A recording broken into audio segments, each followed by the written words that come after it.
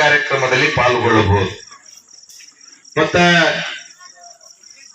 ಮಹಾದಾಸೋಹಿ ಶರಣಬಸವೇಶ್ವರ ಪ್ರವಚನ ಎಷ್ಟು ಸಂಕ್ಷಿಪ್ತವಾಗಿ ಬಹಳ ಮನಮುಟ್ಟುವಂತೆ ಹೇಳಿದ್ದಾರೆ ಅವರು. ಸುದೀರ್ಘವಾಗಿ ಎಷ್ಟು ದಿನ ಆದರೂ ಮುಗಿಯಲ್ಲ, ತಿಂಗಳಾನ್ಗಟ್ಲೆ ಹೇಳಿದ್ರು ಮುಗಿಯವಲ್ಲದಂಥದ್ದು ಅಷ್ಟು ಪವಾಡಗಳು ನಮ್ಮ ನಾಡಿನಲ್ಲಿ ಬೆಳಕು ಮೂಡಿಸಿದಂತ, ಇಷ್ಟಾರ್ಥ ಸಿದ್ಧಿಯನ್ನ ಮಾಡಿದಂತ, ಎಷ್ಟು ಭಕ್ತರ ಇಷ್ಟಾರ್ಥ ಸಿದ್ಧಿಗೊಳಿಸಿದಂತ ಪರಮ ಏನು ಮಹಾದಾಸೋಹಿ ಶರಣಬಸವೇಶ್ವರರು 12ನೇ ಶತಮಾನದ ಆದ ಬಳಿಕ ದಾಸೋಹವನ್ನ, ಜೀವಂತಿಕೆಯನ್ನ, ಶರಣರ ಏನು 12ನೇ ಶತಮಾನದಲ್ಲಿ ಬಸವಾದಿ ಶರಣರು ದಾಸೋಹ ಕಾಯಕ ತತ್ವವನ್ನ ಅನುಷ್ಠಾನಕ್ಕೆ ತಂದಂತ ನಮ್ಮ ನಾಡಿನಲ್ಲಿ ಯಾರಾದರೂ ಮಹಾನ್ ಶರಣರಿದ್ರೆ ನಮ್ಮ ಕಲಬುರಗಿಯ ಶರಣಬಸವೇಶ್ವರರು ಅಂತಹ ಶರಣಬಸವೇಶ್ವರ ಕುರಿತು ನಮ್ಮ ಡಾಕ್ಟರ್ ಕೊಟ್ಟೂರೇಶ್ವರ ಶಿವಾಚಾರ್ಯರು ಬಹಳ ಅರ್ಥಪೂರ್ಣವಾದಂತ ಮಾತುಗಳನ್ನ ಬಹಳ ಚೆನ್ನಾಗಿ ನಮಗೆ ಹೇಳಿದ್ದಾರೆ. ನಾವು ಕೇಳಿ ಪಾವನಗೊಂಡಿದ್ದೇವೆ. ನನಗೆ ನಾಳೆ ಅವ್ರು ಬರೆದಂತ ಪುಸ್ತಕಕ್ಕೆ ನಾನು ಬೆನ್ನುಡಿಯನ್ನ ಬರೆದಿದ್ದೇನೆ. ಮತ್ತು ನಾಳೆಯೂ ಸಹಿತ ಗಂಗಾಧರ ಅಪ್ಪೋರ್ ಏನು ಆ ಚರಿತ್ರೆ ಸಂಬಂಧಪಟ್ಟಂತೆ ಪುಸ್ತಕ ಅಪ್ಪೋರ್ ಬರೆದಂತ ಪುಸ್ತಕವನ್ನ ಪರಿಚಯವನ್ನ ನಾನು ನಾಳೆ ಮಳಖೇಡದಲ್ಲಿ ಮಾಡ್ತಾ ಇದ್ದೇನೆ. ಇನ್ನೂ ಹೆಚ್ಚಿನ ವಿಷಯಗಳನ್ನ ನಾಳೆ ತಿಳ್ಕೊಂಬೋಣ. ಯಾಕಂದ್ರೆ ಬಹಳ ಸಮಯ ಆಗ್ಯದ. ಇನ್ನು ನಾಳೆನೂ ಸಹಿತ ಪ್ರವಚನ ಕಾರ್ಯಕ್ರಮ ಇರುವುದರಿಂದ ಒಳ್ಳೆಯ ಕಾರ್ಯಕ್ರಮ ಇದು. ಈ ಮಠಕ್ಕೂ ನನಗೂ ಅವಿನಾಭಾವ ಸಂಬಂಧ. ಅಭಿನವ ಗವಿಸಿದ್ಧಲಿಂಗ ಶಿವಾಚಾರ್ಯರು ಬಂದ ಬಳಿಕ ಬಹಳ ಒಳ್ಳೆಯ ಬೆಳವಣಿಗೆ ಆಗ್ತಾ ಇದೆ. ಬಹುಶಃ ಕರ್ನಾಟಕದಲ್ಲಿ ನಮಗ ಅಪ್ಪೋರ್ ಒಪ್ತಾರಂತ ಅನ್ಕೊಂಡೇನಿ. ಮಳಖೇಡ್ ಅಪ್ಪೋರ್ ಈ ಮಾತನ್ನ ಒಪ್ತಾರಂತ ಅನ್ಕೊಂಡೇನಿ. ಇವು ಅಪ್ಪೋರ್ನು ಒಪ್ತಾರೆ ಈ ಮಾತಿಗೆ, ನೀವೆಲ್ಲ ಒಪ್ತೀರಿ.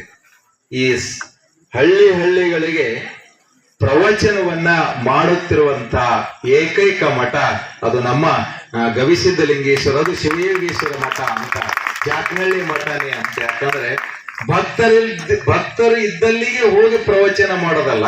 ಇವತ್ತೆಷ್ಟು ಮಂದಿ ಇದ್ದೀರಿ? ಜಾಕನಹಳ್ಳಿ ಗ್ರಾಮದವರೇ ಇದ್ದೀರಿ. ಬಹಳ ಆದ್ರೆ ಒಂದ್ 4-5 ಮಂದಿ ಬೇರೆ ಬೇರೆ ಊರದವರು ಬಂದಿರಬಹುದು. ಆದ್ರೆ ಯಾವ ಊರಾಗ ಭಕ್ತರಾರ, ಈ ಮಠದ ಭಕ್ತರಾರ, ಅಲ್ಲಿ ಹೋಗಿ ಎಲ್ಲ ಭಕ್ತರನ್ನು ಉದ್ದೇಶಿಸಿ ಪ್ರವಚನ ಮಾಡೋದಲ್ಲ.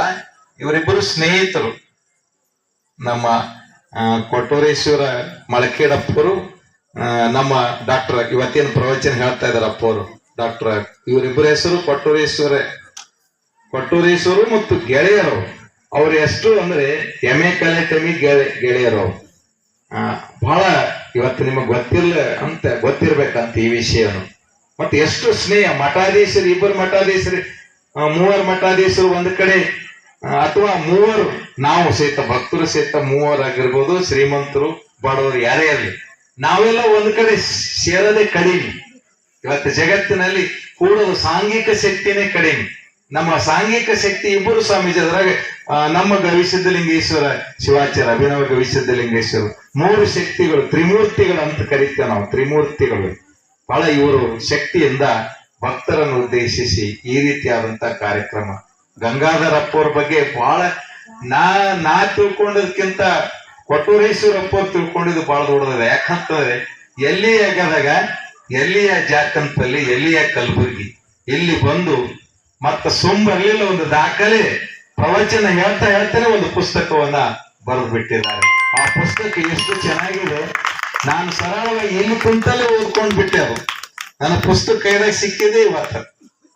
ನೀವು ಫೋನ್ಯಾಗ ನನಗ್ ಕೇಳ್ತಿದ್ರಿ, ನಾವು ಇಂಟರ್ನೆಟ್ನಾಗ ಕಳಿಸ್ತಿದೇವಿ. ರಾತ್ರಿ 1 ಗಂಟೆಗೆ ಫೋನ್ ಮಾಡ್ತಾರ ಅಪ್ಪವ್ರು. ಅವ್ರ ಪ್ರಿಂಟಿಂಗ್ನಾಗ ಅಲ್ಲೇ ಅವ್ರೇನೋ ಕೆಲಸ ನಡೆಸ್ಯಾರ. ಅವ್ರು ಇಬ್ರು ಅಲ್ಲಿ ಗದಗನೊಳಗೆ ಅಲ್ಲಿ ಆ ಪುಸ್ತಕ ಪ್ರಿಂಟ್ ಮಾಡೋದಷ್ಟಿಂದಾಗಿ ಎಷ್ಟು ಕಳಕಳಿ ಅಂತ. ನಾವ್ ಎಷ್ಟೋ ಸಲ ಮಠಕ್ಕೆ ಹೋಗಿ, ನಾನು ಗಂಗಾಧರಪ್ಪವ್ರು ಇದ್ದಾಗೆ ಎಲ್ಲಾ ಭಕ್ತರು, ಮಳಖೇಡದ ಭಕ್ತರು ಇದ್ರು, 1-2-3 ಭಕ್ತರು, ವಿಜಯ್ ಕುಮಾರ್ ಅವ್ರಿಗೆ ರೆಡ್ಡಿ ಅವ್ರಿಗೆ ಗೊತ್ತಿಲ್ಲ. ಅವತ್ತೇ ನಾನು ಅಂದಿದೆ ಅಪ್ಪವ್ರ ಬಗ್ಗೆ ಪುಸ್ತಕ ಬರಿಬೇಕಂದಿನಿ. ಎಲ್ಲ ಇಡೀ ತಾಲೂಕು, ಇಡೀ ಕಲ್ಯಾಣ ಕರ್ನಾಟಕ ಯಾರಿಗಾರು ಖುಷಿ ಆಗಿದಿಲ್ಲ, ನನಗ್ ಖುಷಿ ಆಗಿದೆ. ಕೊಟ್ಟೂರೇಶ್ವರ ಅಪ್ಪವ್ರು ಬರ್ತಿದ್ರು, ಬಹಳ ಖುಷಿ ಆಯ್ತು. ನನ್ನ ಕೈಲಿಕ್ಕಿಂತ ನಿಮ್ಮದೇನದಲ್ಲ ಈ ಭಕ್ತರಿಗೆ ಹೇಳುವಂಥದ್ದು, ಆ ಶೈಲಿನೇ ಆ ಪುಸ್ತಕದೊಳಗ ಬಹಳ ಚೆನ್ನಾಗಿ ಮೂಡಿಸಿದಿರಿ. ಮತ್ತು ಹರಾಜಿನಲ್ಲಿ ಎಷ್ಟು ಚೆನ್ನಾಗಿ ಪಾರ್ಟಿಸಿಪೇಟ್ ಆದ್ರೆ ನೀವೆಲ್ಲ ಭಾಗವಹಿಸಿರಿ ಈ ಭಕ್ತಿ ಸ್ಪರ್ಧೆಯಲ್ಲಿ.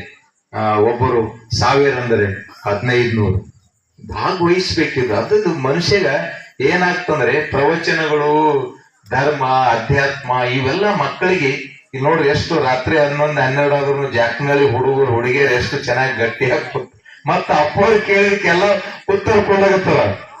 ನಾನ್ ನುಡಿ ಆಗಲಿ ವಚನಗಳಾಗಲಿ ಹೇಳ್ತಿರಲ್ಲ ಮಕ್ಕಳಿಗೆ. ಇಲ್ಲಿ ಸಂಸ್ಕಾರ ಇದೆ ಅಂತ. ಯಾವ ಊರಿನಲ್ಲಿ ಮಠ ಇರ್ತದ ಆ ಊರಿನಲ್ಲಿ ಸಂಸ್ಕಾರ ಇರ್ತದ. ಆ ಊರಿನಲ್ಲಿ ಕೊಲೆ, ದರೋಡೆ, ಹಿಂಸೆ, ಇನ್ನೊಬ್ಬರ ಬಗ್ಗೆ ಟೀಕೆ ಮಾಡೋದು, ಕಾಲೆಳೆಯೋದು, ಅವ್ರ ಮೇಲೆ ಆರೋಪ ಮಾಡೋದು, ಇಂಥವೆಲ್ಲ ಮಾತಾಡೋದು ಮಾಡೋದಿಲ್ಲ. ಯಾಕಂದ್ರೆ ಆ ಮಠ ಇದ್ದಂತ ಆ ಊರಿನ ಲಕ್ಷಣನೇ ಗೊತ್ತಾಗ್ತದೆ. ಈ ಊರಿನಲ್ಲಿ ಮಠ ಅದಪ್ಪ, ಅದಕ್ಕೆ ಇಷ್ಟು ಜನ ಒಳ್ಳೆಯವರಿದಾರ, ಒಂದು ಕೇಸ್ ಆಗಲ್ಲ, ಒಂದು ಯಾವುದು ಪ್ರಕರಣ ಆಗಲ್ಲ ಅಂತ. ಹಂಗಂದ್ರೆ ನಮ್ಮ ಊರಾಗ ಕೇಸ್ ಇಲ್ಲ ಅಂತೇನಿಲ್ಲ, ಇರ್ತಾವ. ಈ ಊರಾಗಿರ್ತಾವ, ಎಲ್ಲ ಕಡೆ ಇರ್ತಾವ, ಕಡಿಮೆ ಅಂತ, ಹೆಚ್ಚಿಗೆ ಇರೋದಿಲ್ಲ. ಯಾಕಂದ್ರೆ ಈ ಸತ್ಪುರುಷರ ಬಗ್ಗೆ ನೀವು ತಿಳ್ಕೊಂಡ್ರೆ ಅವ್ರ ಮೆಟ್ಟಿದ್ದು ನೆಲ ಇಲ್ಲೇ ಪವಾಡಗಳನ್ನ ಮಾಡಿದಂಥದ್ದು. ನನಗೆ ಆಶ್ಚರ್ಯ ಅನಿಸ್ತದೆ. ಈ ಗವಿಸಿದ್ಧಲಿಂಗೇಶ್ವರ ಇದಕ್ಕೆ ಒಂದು ನಂದಿ ಜೀವಂತ ಏನು ಬಸವ ಹೆಂಗದ ಅಂತಂದ್ರೆ ನೀವೆಲ್ಲಿ ನೋಡೋದಿಲ್ಲ. ಇದು ಈ ತರದ ಬಸವ. ಯಾರ ಭಕ್ತಿಯಿಂದ ಆ ಬಸವನ ಕೇಳ್ಕೊತೀರಿ ಸೀದಾ ನಿಮ್ ಮನೆಗೆ ಬರುತ್ತಂತ. ಇದು ಬಹಳ ಆಶ್ಚರ್ಯ ಇದೆ. ಎಲ್ಲಿ ಇಲ್ರಿಪ್ಪ. ನಾವೆಲ್ಲಾ ಕಡೆ ಹೋಗ್ತೇವಿ. ಇದು ಕಾಣೋದಿಲ್ಲ. ಇದು ಅಂದ್ರೆ ಇಂಥ ಪವಾಡಗಳನ್ನ ಆಗ್ಯಾವ ಅಂತ ಭಕ್ತರು ಹೇಳ್ತಾರೆ. ನಮ್ ತಿಮ್ಮಾರೆಡ್ಡಿ ಹೇಳ್ತಿದ್ದ, ಏನು ಇವತ್ತು ಗ್ರಾಮ ಪಂಚಾಯತಿ ಅಧ್ಯಕ್ಷ ಆಗ್ಯಾರ ಅನ್ನೋದಕ್ಕೆ ನನ್ನ ಫೋನ್ಯಾಗ ಹೇಳಿದ್ರು. ಗ್ರಾಮ ಪಂಚಾಯತಿ ಅಧ್ಯಕ್ಷ ಆಗೋದಕ್ಕೆ ಅದಕ್ಕಿಂತ ಮುಂಚೆ ಆತ ಭಕ್ತ. ಯಾರೇ ಅಧಿಕಾರದಲ್ಲಿ ಹೋಗಲಿ, ಮ್ಯಾಲ ಹೋಗಲಿ, ಎಲ್ಲರೂ ಮೊದಲು ನಾವು ಭಕ್ತರೇ. ಆಮೇಲೆ ನಮಗ್ ಬೇಕಾದಂಗ ಅಧಿಕಾರ